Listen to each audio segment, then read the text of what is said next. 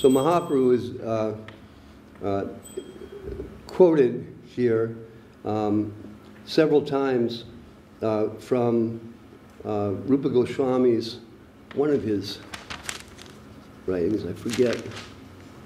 But very, no, it was Ramananda Roy, excuse me, Jagannath Vallabha Nataka of Ramananda Roy. Very high, beautiful lamentations of Srimati Radharani.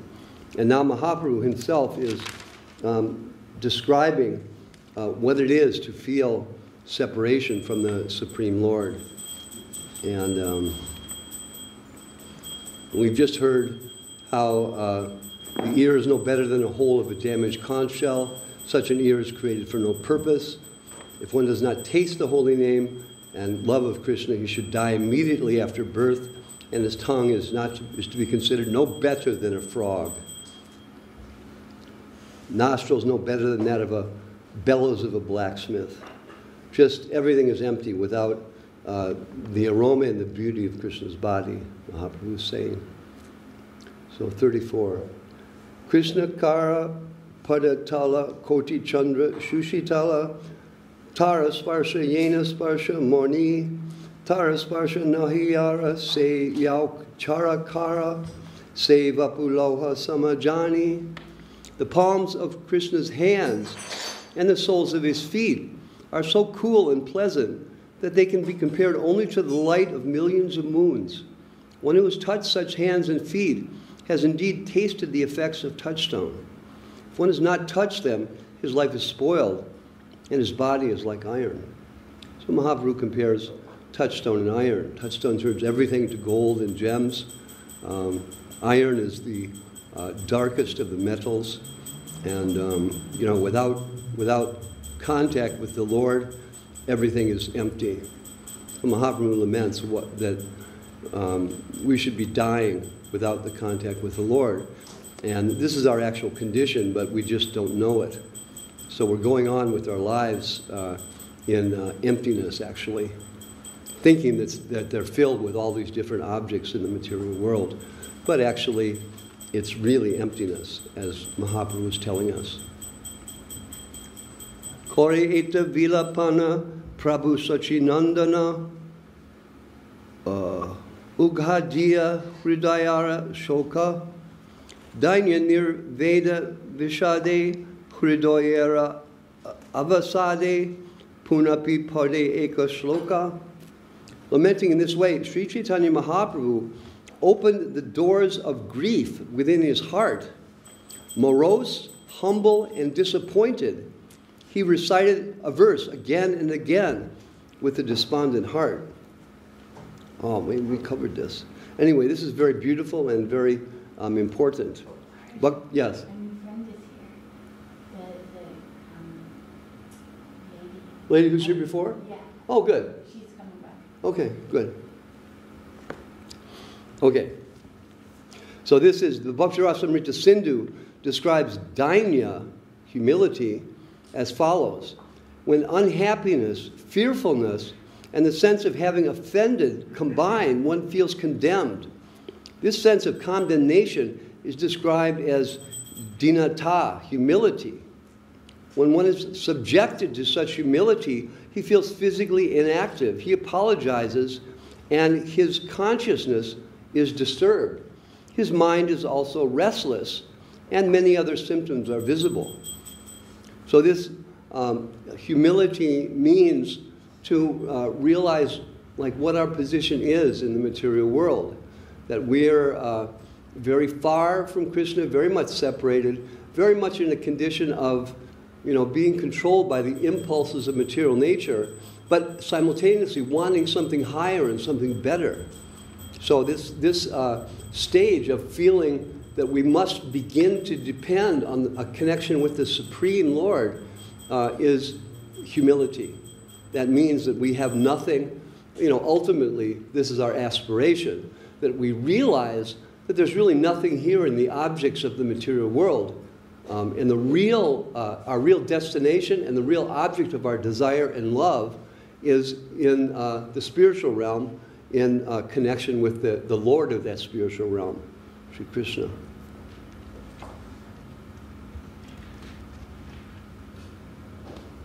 Okay.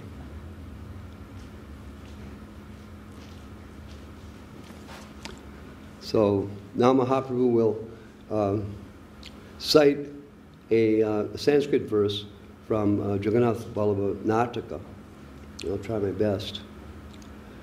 Yada yato daivam madhuripur asau lochana pantam tadasmakam cheto madana hata kena hritam adbhut punar yasmin esha kshanam api drishor eti padavin vidha shama tasmin akila gataka radna kachitaha. If by chance the transcendental form of Krishna comes before my path of vision, my heart, injured from being beaten, will be stolen away by Cupid, happiness personified. Because I could not see the beautiful form of Krishna to my heart's content, when I again see his form, I shall decorate the phase of time with many jewels. So this is, Mahaprabhu is expressing in our language as best as it can be expressed what it is to begin to see the Supreme Personality of Godhead, to perceive him again after being separated for so long. Just beautiful. Decorate the phases of time with many jewels. So otherwise the phases of time to us, ultimately represent, the passing of time means the dissolution of everything. Like that law of physics, entropy. Everything comes to dust. We've heard in many songs and other things. It's all ultimately dust, and we know every building is going to collapse. Everything is going to come to an end. The trees, everything. Our bodies, everything. But so the phases of time generally bring about loss and death. That's the nature of material time. We pass through many things, but finally there's dissolution. And here Mahaprabhu is saying the phases of time will be seen as shining jewels. They'll reflect the beauty of the absolute as opposed to reflecting the temporariness of the material world. So that verse was from Jagannath Vallabha Nataka by Ramananda Roy, a very great and high developed soul who had a deep contact with Sri Chaitanya Mahaprabhu. So verse 37. Ye kali vai swapane dekinu bangshi vadane se kala aila dui vari ananda ara mandana hari nila mora mana dekita na painu netra bhari. Whenever I had the chance to see Lord Krishna's face and his flute, even in a dream, two enemies would appear before me. They were pleasure and Cupid. And since they took away my mind, I was not able to see the face of Krishna to the full satisfaction of my eyes. So this is Mahaprabhu describing very, the most developed high connection with the Supreme Lord. He doesn't want the feeling of pleasure that comes from that connection because it distracts him from his actual perception of the beautiful form of the Lord. And the Cupid is the form of attraction through the feeling, the deep feeling of love.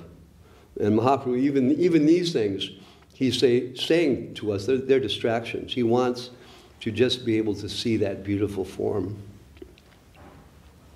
Puna yadi kona kshana karaya Krishna darshana tabe se ghati kshana pala diya malya chandana nanaratna abharana alankrita karimu sakala. If by chance such a moment comes when I can once again see Krishna, I shall worship those seconds, moments, and hours with flower garlands and the pulp of sandalwood and decorate them with all kinds of jewels and ornaments. So, again, Mahaprabhu is describing very advanced, developed sentiments of the devotee and the highest supreme devotee, Srimati Radharani. He's come to experience the love of his greatest servant, Srimati Radharani. And here we get the chance and the benefit to hear something of this. Even though it's very developed spiritual emotion that right now is beyond our range of comprehension, still, because it's been given by Krishnadas Kaviraj Goswami and authorized by our gurus, this has the potency to enter our hearts and awaken them to real transcendental, the beginnings at least of real transcendental experience. So to hear is very important and very powerful.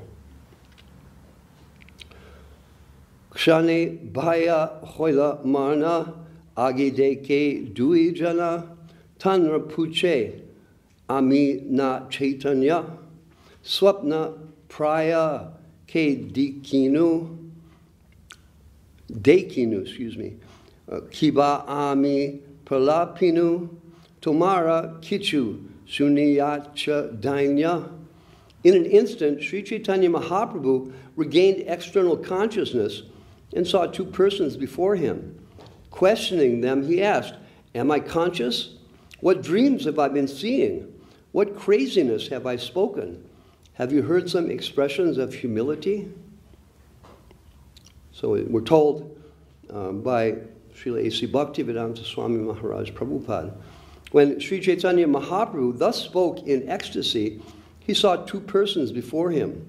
One was his secretary, Swarup Damodar, and the other was Ramananda Roy, his very close and dear associate. Coming to his external consciousness, he saw them both present, and although he was still talking in the ecstasy of Srimati Radharani, he immediately began to question whether he was the same Sri Chaitanya Mahaprabhu. So this is Mahaprabhu coming out of more or less a spiritual trance where he's involved in his own inner spiritual emotion. And now he's come back to the plane of the conscious world where there are the perception of bodies and individuals and so many things. And he perceives his two closest associates and he inquires from them as a matter of revelation about what occurred when he was in his trance.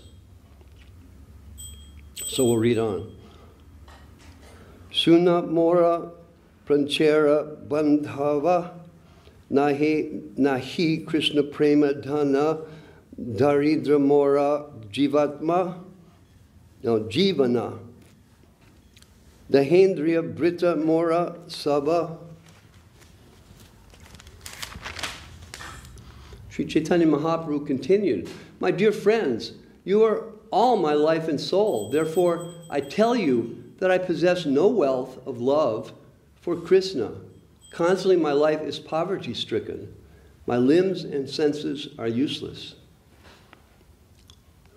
So Mahaprabhu now is coming back from his trance of connection and seeing the form of the Lord to external consciousness and feeling his deep separation from the Lord and realizing that in spite of being surrounded with so many temporary objects in this world, there's really nothing here. So he's feeling completely empty. So this kind of development of detachment from the temporary material and awakening of attachment to the transcendental, to the spiritual, is the essence of Krishna consciousness. It's the essence of our aspiration for spiritual development.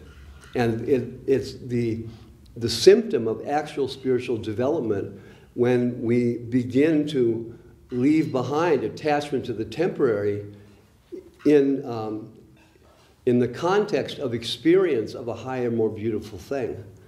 This is the natural process that we're engaged in. It's not a process of artificial restraint, but rather it's a process of transcendental spiritual experience that enables us to really feel and know, or at least begin to feel and know, the presence of the Supreme Lord.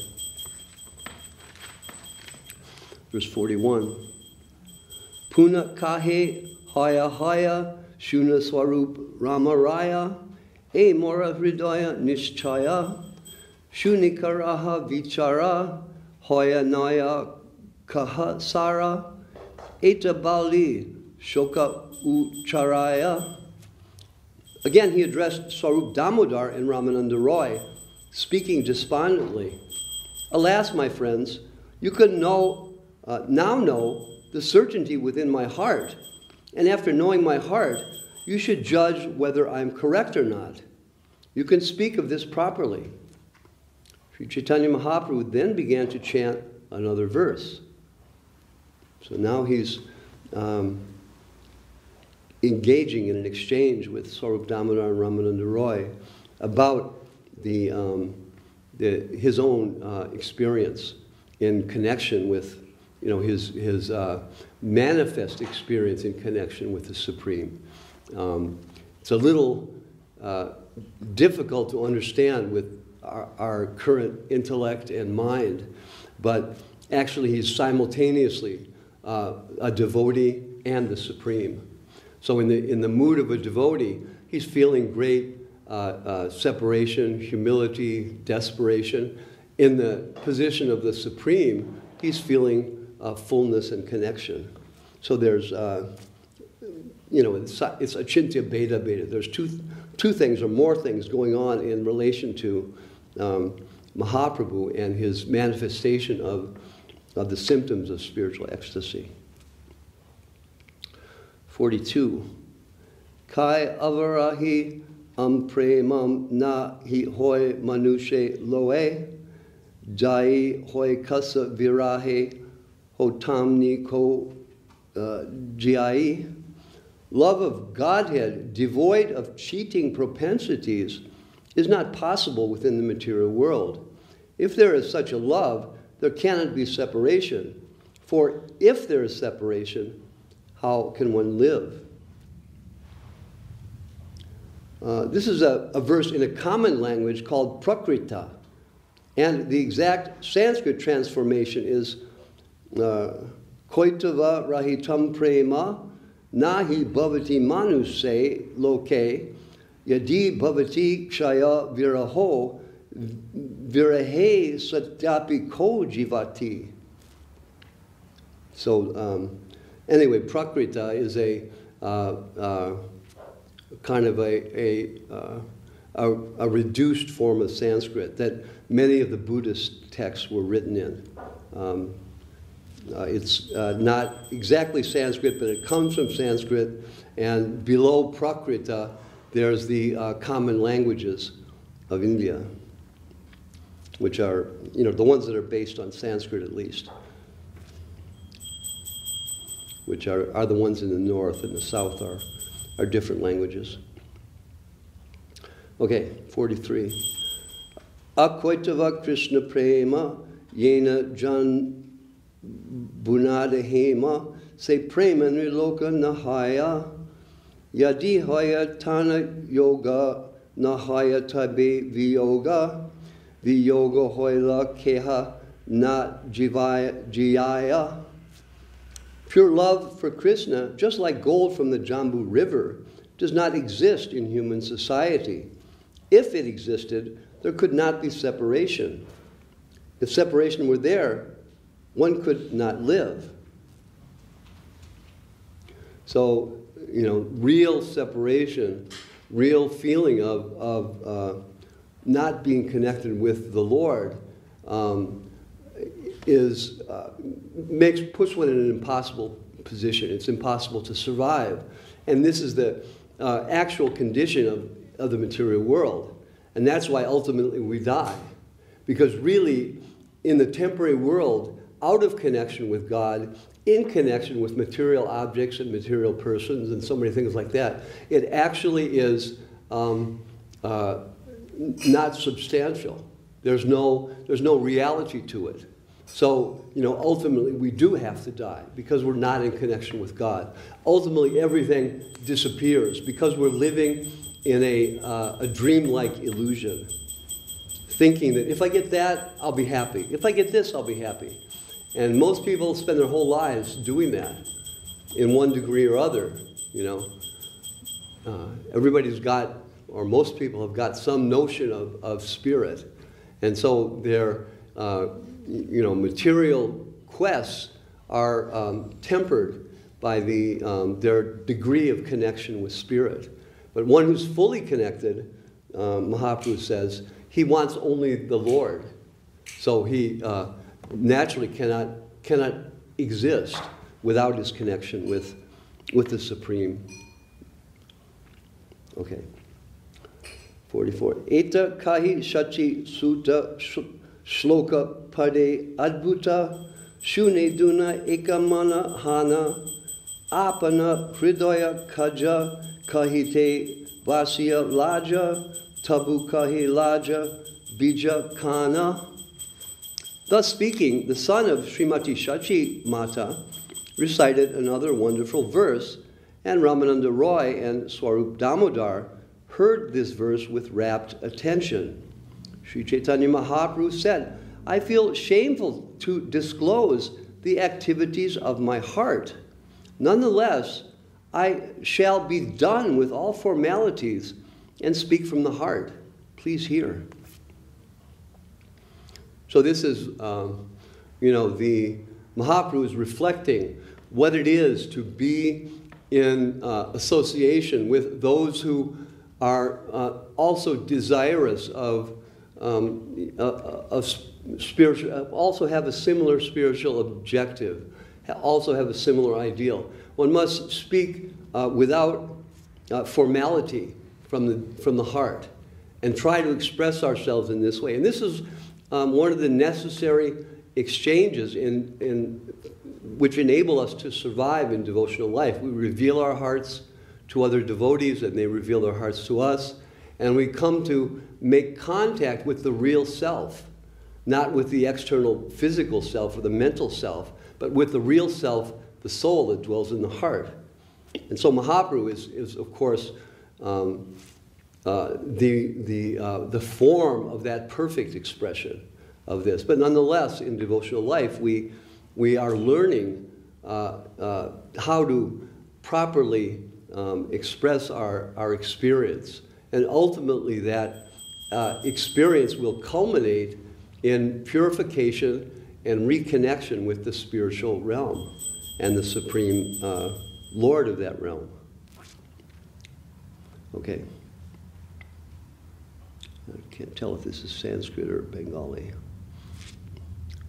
Na prema gandho sti darapi me haro krindami saubhagya baram prakasitum vangsi vilasyanana lokanam brina vibarami yat prana pati patangakara brita.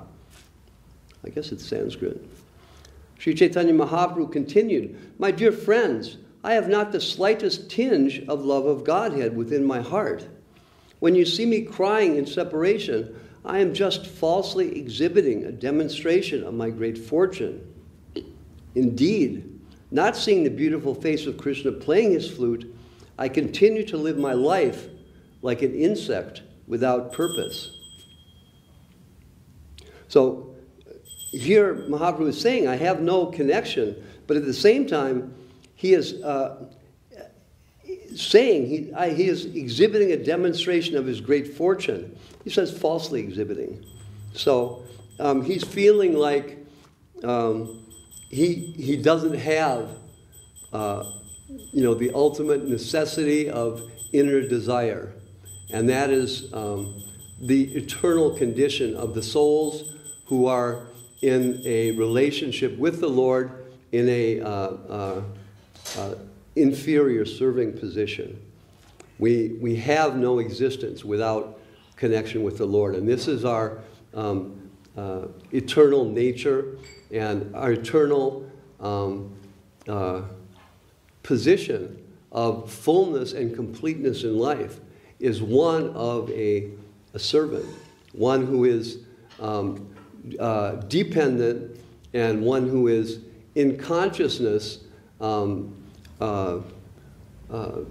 only concerned with service to that supreme and no personal gain, free from all desire for personal gain.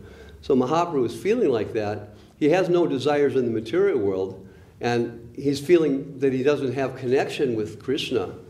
So what is there? There's nothing. That's what he's feeling like. Dure Shuddha Prema Gandha Katapa Premera Bandha Seha Mora Nahi Krishna Paya Tabeye Kori Krandana Sobhagya Prakyapana Kori Iha Janya Nishchaya. Actually, my love for Krishna is far, far away. Whatever I do is actually an exhibition of pseudo-love of Godhead. When you see me cry, I am simply falsely demonstrating my great fortune. Please try to understand this beyond a doubt. So this is Mahaprabhu taking the position of hopelessness, a symptom of great humility, understanding one's helpless position in connection with the Lord. That's the natural position, helplessness, full dependency. And Mahaprabhu is exhibiting that feeling of what it is to feel that and simultaneously feel like he is not connected with the Lord. So this is being exhibited for the benefit of our beginning to experience what is reality. Reality means not what I can get out of it, but reality means what I can give to the very source of my existence.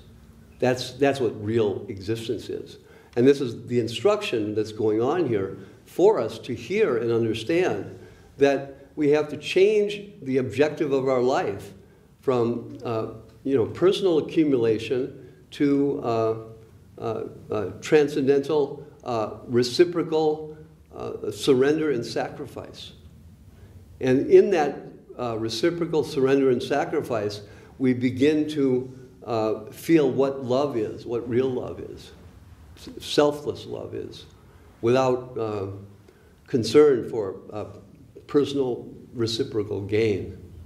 This is the highest objective of spiritual life that's a long, long way away from us, but nonetheless is being expressed to us by Kaviraj Goswami and in citing the statements of Sri Chaitanya Mahaprabhu some 450, 500 years ago.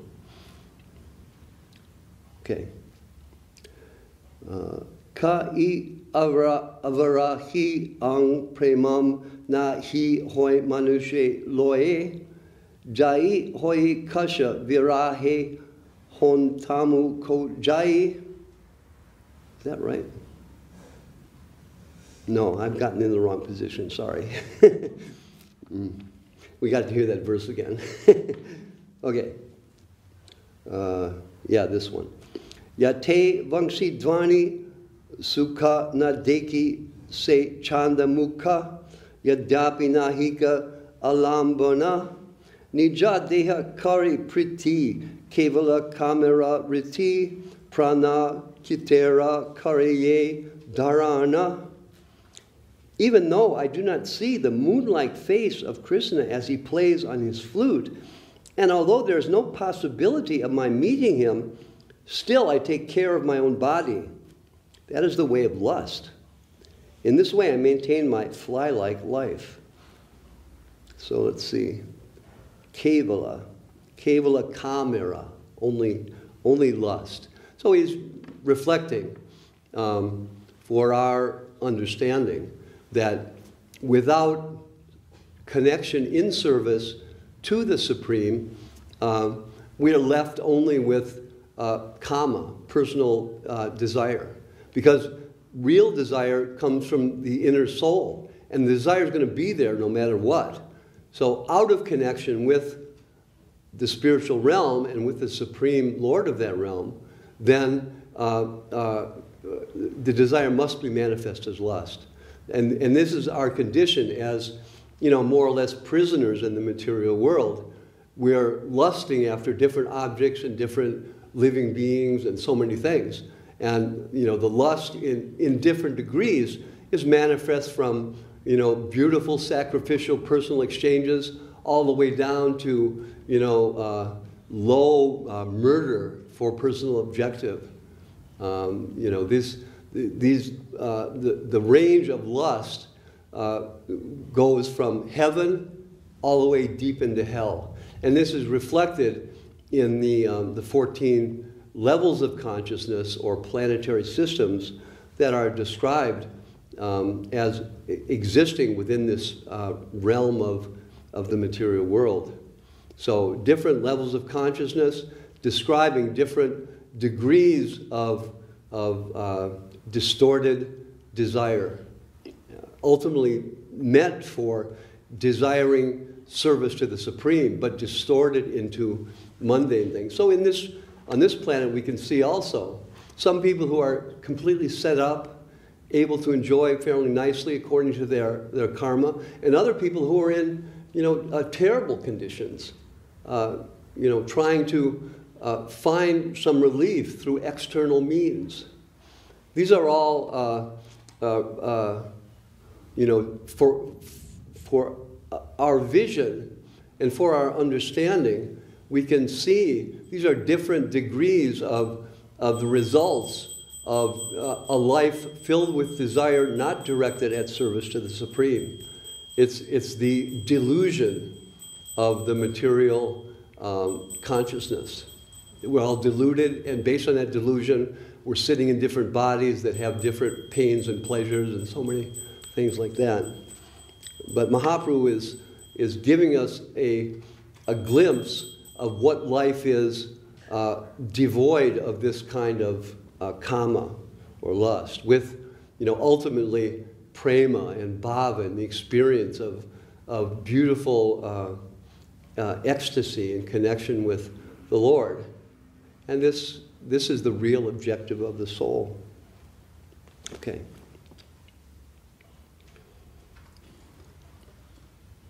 Okay, Srila Bhakti Siddhanta Saraswati Thakur says in this connection that the lovable Supreme Lord is the supreme shelter.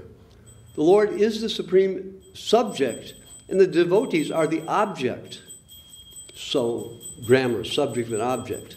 Our position is an object. We don't have any proper function without the subject. The object only modifies the subject. It can't claim the position of the subject. But this is our unfortunate position in this world, that we're trying, as objects, falsely trying to become the subject. But it doesn't work. The coming together of subject and object is called alambana. The object hears and the subject plays the flute. The object cannot see the moon-like face of Krishna and has no eagerness to see him is the sign of being without alambana. Externally imagining such things simply satisfies one's lusty desires, and thus one lives without purpose. So that final sentence is important for us, that the experience of connection with Krishna in transcendental love comes about when one is pure, when one leaves behind the material desire and has one's desire focused on the Supreme. And in the meantime, beginning to delve into the pastimes and activities of the Lord that are very, very high and very deep and developed, and ecstatic and in a transcendental way very erotic. If we try to go into them without the requisite purity, we're going to find that, like Saraswati Thakur says, it's simply going after hearing and experiencing these things on the mental or intellectual plane or on the plane of ego to satisfy one's distorted desires. So, you know, this is an important point given by Bhaktisiddhanta Saraswati Thakur that we all should take note of as we progress, and, you know, thank our lucky stars that we have the guidance of great souls that will help us to, you know, understand how we hear about and begin to feel and experience the reality of the spiritual world without artificially pushing our way forward to fulfill our own purposes and desires. This is a very subtle point, that we progress based on what we're allowed to progress, not according to what we're going to push ourselves towards. This is an important point. Otherwise, we think that by pushing we'll get farther, but this will only lead us into a more artificial type situation. And I've seen devotees who become impatient, thinking that if they push themselves hard enough, they will get the object of their, you know, fulfill their objective, which, you know, in our present state, becoming Krishna conscious, we really don't know yet clearly what that is. So it's still mixed with ego and thinking about personal acquisition, how I'll become happy, how I'll become developed in Krishna consciousness, all these, you know, all these different things. But, oh boy, I lost my point. What was I saying? Jumping ahead. Yeah, not having patience. Oh, right. So, yeah. So at any rate, we have to understand with patience that our development will come about by the will of the Lord and not by our own personal endeavor. While simultaneously we can't be negligent and not try. There's a nice example given in a Christian text by, what is the lady's name? French, very young lady who's very surrendered. No, not Teresa. Anyway, she gives the example that of a baby. And a baby is at the bottom of the stairs, the mother's at the top of the stairs, and the baby approaches the stairs and is trying so hard to climb the stairs, but is unable to. And the mother, seeing the baby trying, comes down and picks the baby up and brings the baby upstairs to her arms and to nurse her and so on like that. So the idea is we try with great sincerity, you know, as best as we're able to do, with simultaneously understanding that by our own strength and by our own endeavors, we're not going to be able to get up the stairs. We have to realize that we're fully dependent on the mother, or in this case, you know, the Lord, through the agency of our teachers, our gurus, coming to help us.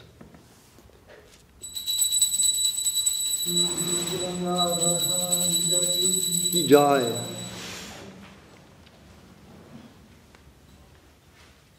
What time is it? 10 past 8. Oh, good. Okay. Okay.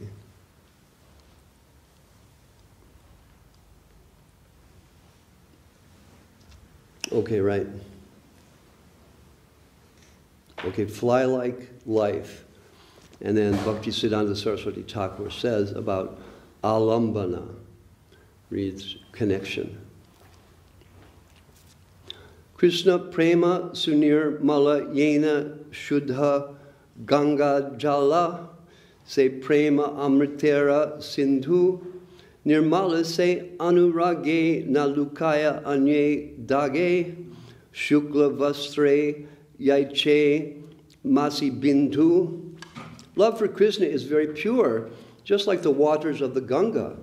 That love is an ocean of nectar. The pure attachment to Krishna does not conceal any spot which would appear just like a spot of ink on a white cloth.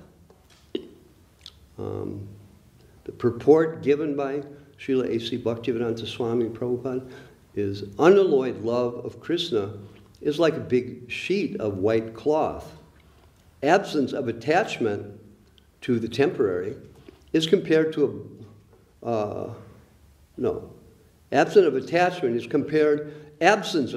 right, to the material world is compared to a black spot on the white cloth. I don't quite understand that. I thought attachment was considered. Let me think.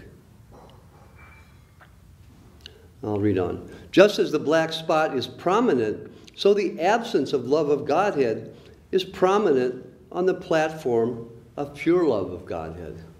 So this is speaking in a very high sense about separation in love of God and how connection with God, coming in union with God, has to do, the fullness of that union has to very much involve being apart, being separated. That's the fullness of the experience of love. We can understand just from our experience in this world. If one is separated from his beloved or her beloved by some distance, that attachment or that love becomes sweeter. So ultimately, that experience is a reflection of the actual experience of love of God in the spiritual realm. It becomes, in separation, it becomes sweeter. So, we can understand what spiritual experience is by accepting that what we're dealing with now is a reflection. And if we think like that and realize that, then everything in the reflection indicates the reality of something that's beyond the reflection, that's eternal and permanent and founded on genuine love, which means full sacrifice, full surrender, full purity in freedom from attachment to this temporary world. Okay.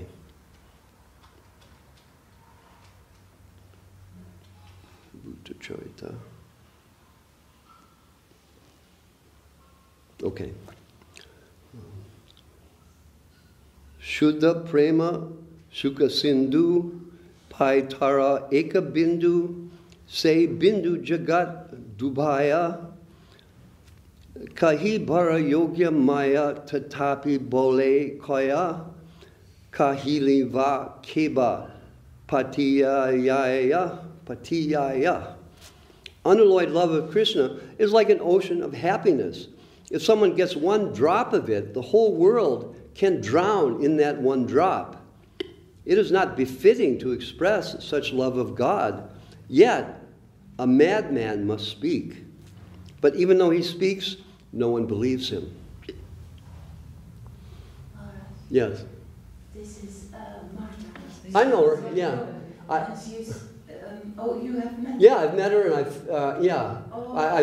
I have one class on Chaitanya-charitamrta, so she already knows about Chaitanya-charitamrta. Okay. She knows the whole context of this. Oh, wow. So that's I'm including in the lecture for her benefit some contextual stuff, but nonetheless, she already knows it. Yeah. Yeah, thank you. I have to go to work now. Okay. Yeah, But you are able to follow so far? Yes, Yeah. completely fine. Cool, Yes. okay. Sometimes it's quite hard. But, Yeah. Especially it's second language, right? Yeah. No, it's English is fine. You know English fully, Yeah, okay. Yeah, so, Okay. Yeah, but sometimes This is subtle spiritual ideas, yeah. Yeah, exactly. Yeah. Okay, well, really nice to see you again.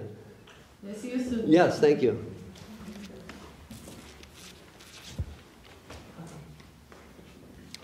Okay. In this way, Lord Chaitanya used to reveal in ecstasy day after day and exhibit these ecstasies before Swarup and Ramananda Rai. Externally, there appeared severe tribulation, as if he were suffering from poisonous effects. but internally he was experiencing bliss. This is the characteristic of transcendental love of Krishna. So it's like achintya beda beda tattva. The ecstasy of spiritual bliss is founded on the feeling of separation. So both things are there. Full feeling of tribulation in separation, and underlaid with a feeling of spiritual ecstasy as a result of that experience of separation in love of God. This is characteristic of transcendental love of Krishna. Kaviraj Goswami reveals to us. A prema ashvadana tapta ikshu charvana mukha jale na yaya chajana se prema yanre mane tara vikrama se jane vasamrite ekatra milana. If one tastes such love of Godhead, he can compare it to hot sugar cane. When one chews hot sugar cane, his mouth burns, yet he cannot give it up. Similarly, if one has but a little love of Godhead, he can perceive its powerful effects. It can only be compared to poison and nectar mixed together. This is, Kaviraj Goswami is telling us that, from our particular level of perception, this is, what's going on. When one chews hot sugar cane, it's very sweet, but at the same time it's burning. So he's giving us examples of some occurrence within this world that is indicative of what the higher spiritual experience is. So it can only be compared to poison and nectar mixed together. So both effects are there, and this is the ultimate development of consciousness for all living beings. It's a long shloka. I think it's Bengali. I don't know. Pidabir navakala kututa garvasya nirvasano nisyan dena mulam shuddha mudhuri madhankara sankonaha prema sundari nandana paro jagriti yasyantare gyanante sputam asya vakra madhuras tenaiva vikrama tayaha. Lord Chaitanya Mahaprabhu spoke, "My dear beautiful friend, if one develops love of Godhead, love of Krishna, the son of Nanda Maharaj, all the bitter and sweet influences of this love will manifest in one's heart. Such love of Godhead acts in two ways. The poisonous effects of love of Godhead defeat the severe and fresh poison of the serpent. Yet, there is simultaneously transcendental bliss, which pours down and defeats the pride of nectar and diminishes its value. In other words, love of Krishna is so powerful that it simultaneously defeats the poisonous effects of a snake, as well as the happiness derived from pouring nectar on one's head. It is perceived as doubly effective, simultaneously poisonous and nectarine." So, it speaks for itself. Achintya beda beda tattva, these both things are going on simultaneously, and this is the nature of reality. Experience of love and transcendental bliss, surrounded by the effects of being apart from that love. This verse is spoken to Purnamasi by Purnamasi to Nandimukhi in the Vidagdha Madhava of Srila Rupa Goswami, one of the very high books of Rupa Goswami. Vidagdha Madhava is a play. Is it? Yeah. How long is it, Maharaj? You know? No. Okay. Verse 53. Ye Kali Deke Jagannatha Sri Rama Subhadra Sata Tabe Jane Oilama Kurukshetra Sapala Hoya Jivana Dekinlu Padmalochan Judaila Tanumana Netra. When Sri Chaitanya Mahaprabhu would see Jagannath along with Balaram and Subhadra, he would immediately think that he had reached Kurukshetra, where all of them had come. He would think that his life was successful because he had seen the lotus-eyed one, whom, if seen, pacifies the body, mind, and eyes. Garudera Sanidhane Rahi Kore Darshane Se Anandera Ki Kahiba Bale Garuda Stambera Tale Ache Eka Nimna Kale Se Kala Barila Ashu Jale. Staying near the Garuda Stamba, everybody knows the Garuda Stamba? Is a tall column outside the temple of Jagannath where the Garuda is on the top of the column. And the Garuda Stambas are around many temples in South India. Temples of Vishnu. The carrier of Garuda is there waiting for Vishnu to come out to take a ride. What can be said about the strength of that love? On the ground beneath the column of the Garuda Stamba was a deep ditch, and that ditch was filled with the water of his tears.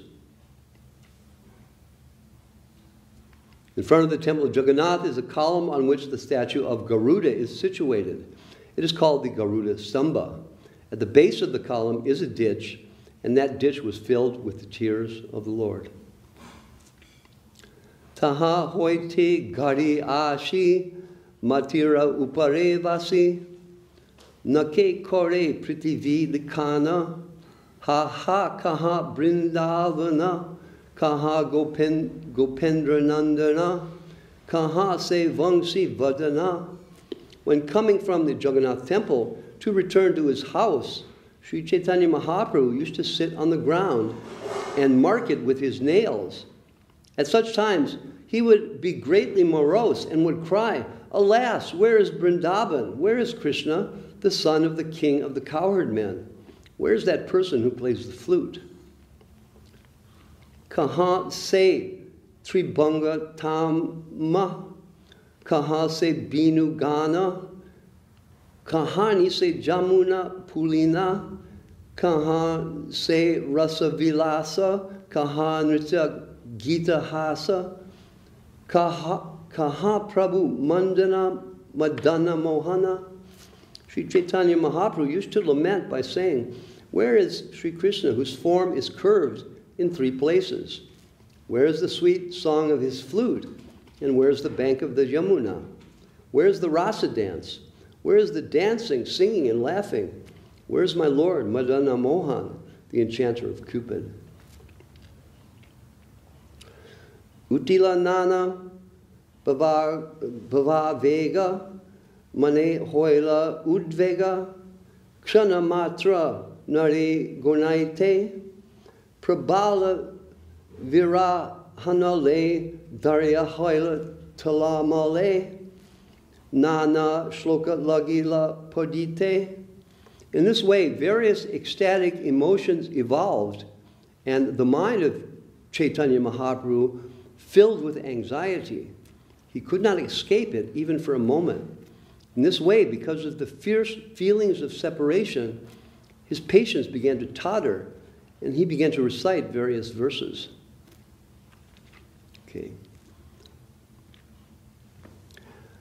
Amudya danyam dinantar rani Hare Tvad Alokanam Antarena Anata Bandho Karunaika Sindho Hahanta Katam Nayami.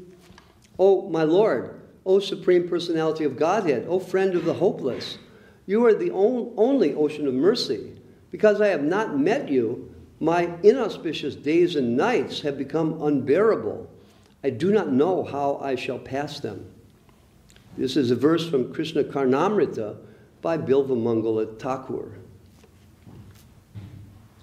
Bilvamangala Thakur was a great saint in South India.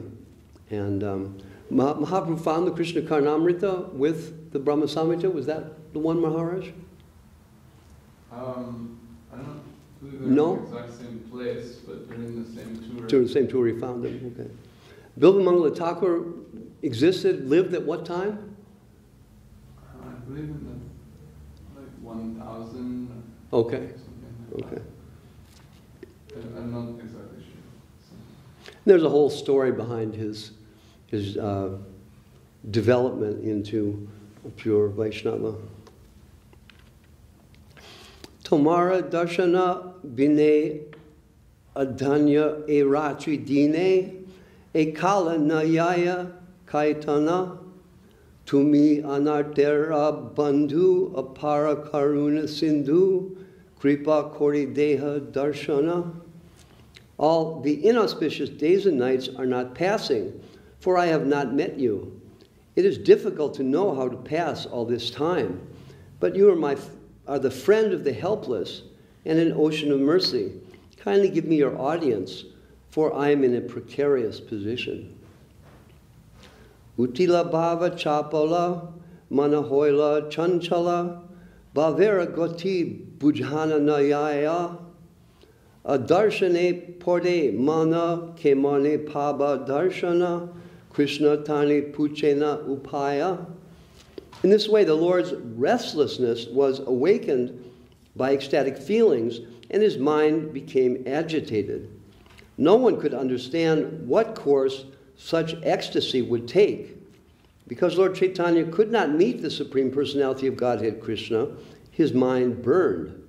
He began to ask Krishna about the means by which he could reach him. It's pretty self-explanatory. Now another verse from Krishna-charitamrta.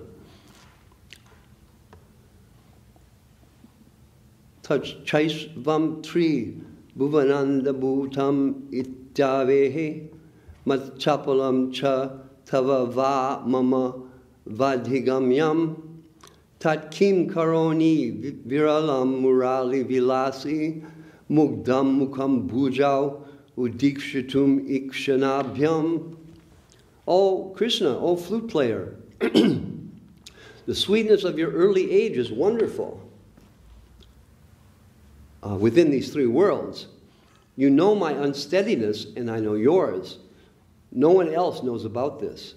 I want to see your beautiful, attractive face somewhere in a solitary place. But how can this be accomplished? It's again from Krishna-charitamrta of Bilvamangala Thakur. And it must be Srimati Radharani speaking, that Mahaprabhu is citing.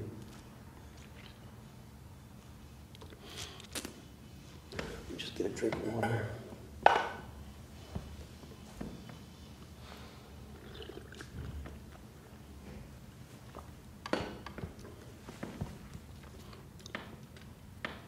Okay, verse 62.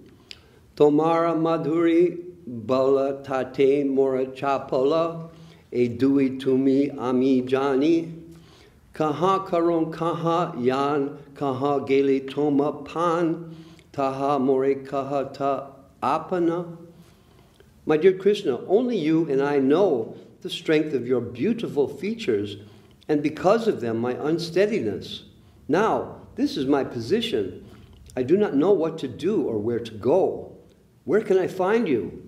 I am asking you to give directions. Nana bhavera prabalya hoila sandhi shabalya bhave bhave hoila maharana atu sukya chapalya dainya Rosamarsha Adi Sanya, Premonmada Sabara Karana, Prema Unmodha, madness and love. Because of the various kinds of ecstasy, contradictory states of mind occurred, and this resulted in a great fight between different types of ecstasy. Anxiety, impotence, humility, anger, and impatience were all like soldiers fighting, and the madness of love of Godhead was the cause. In the Bhakti-rasamrita Sindhu, it is stated that when similar ecstasies from separate causes meet, they are called Swarup Sandhi. When opposing elements meet, whether they arise from a common cause or different causes, their conjunction is called Bhinna Rupa Sandhi, the meeting of contradictory ecstasies. The simultaneous joining of different ecstasies, fear and happiness, regret and happiness, is called meeting, Sandhi. The word Sabalya refers to different types of ecstatic symptoms combined together, like pride, despondency, humility, remembrance, doubt, impatience caused by insult, fear, disappointment, patience, and ignorance. The friction that occurs when these combined is called Shabalya. Similarly, when the desire to see the object is very prominent, or when one is unable to tolerate any delay in seeing the desired object, the incapability is called autsukya, or eagerness. If such eagerness is present, one's mouth dries up and one becomes restless. One also becomes full of anxiety and hard breathing, and impatience are observed. Similarly, the lightness of heart caused by strong attachment and strong agitation of the mind is called impotence, chapalya. Failure of judgment, misuse of words, and obstinate activities devoid of anxiety are observed. Similarly, when one becomes too angry at another party, offensive and abominable speech occurs, and this anger is called rosha. When one becomes impatient due to being scolded or insulted, the resultant state of mind is called amarsha. In this state of mind, one perspires, acquires a headache, fades in bodily color, and experiences anxiety and an urge to search out the remedy. The bearing of a grudge, aversion, and chastisement are all visible symptoms. So this is Rupa Goswami describing the manifestations of moods of love. It's hard to understand, but we can understand if we think in the context that whatever is in the material world has its comparable situation or experience in the spiritual world. So all these things are present in this world. There can be nothing present in this world that doesn't have some comparable experience going on in the spiritual world. And that way we can kind of understand it. But all the moods described are all founded on the principle of attachment and separation to the Supreme Lord Sri Krishna. What time is it now? 8:30. 8:30. We'll do two more. Mata Gaja Bhava Gana Prabhura Dea Ikshuvana Gaja Yudhe Vanera Dalana Prabhura Hoila Divyon Mada Tanu Manera Avasada Bhavesha Kore Sambodhana. The body of the Lord was just like a field of sugar cane into which mad elephants of ecstasy had entered. The mad elephants of ecstasy had entered. There was a fight amongst the elephants, and in the process the entire field of sugarcane was destroyed. Thus, transcendental madness was awakened in the body of the Lord, and he experienced despondency in mind and body. In this ecstatic condition, he began to speak as follows. He Deva, He Daita, He Bhavanaika Bandho, He Krishna, He Chapala, He Karunaika Sindhu, He Nata, He Ramana, He Nayana Birama, Ha Ha Kadu Nu, Bhavitasi Padam Drishor Me. O my Lord, O dearest one, O friend of the universe, O Krishna, O restless one, O ocean of mercy, O my Lord, O my enjoyer, O my beloved eyes, alas, when will you again be visible to me?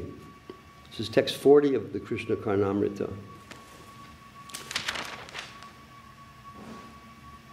Okay, so this expression of Mahaprabhu will be described by Kaviraj Goswami, and then it will continue on in quotes from Krishna Karnamrita and Rupa Goswami. Okay. Jai Jai Sri Chaitanya Jaya Nityananda Jaya Dvaita Chandra Jaya Gaur Bhakta Vrinda.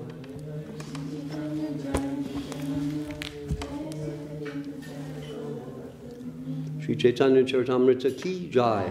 Srila Krishna Das Kaviraj Goswami Maharaj ki jai. Srila A.C. Bhakti Vedanta Swami Maharaj Prabhupada ki jai. Srila Bhakti Rakhak Sridhar Dev Goswami Maharaj ki jai. Srila Bhakti Sundar Govinda Dev Goswami Maharaj ki jai. Srila Bhakti Nirmal Acharya Maharaj ki jai. Sri Chaitanya Saraswara Mat Acharya Brinda ki jai. Nitai Gaur Premanandi Hari Hari Bol.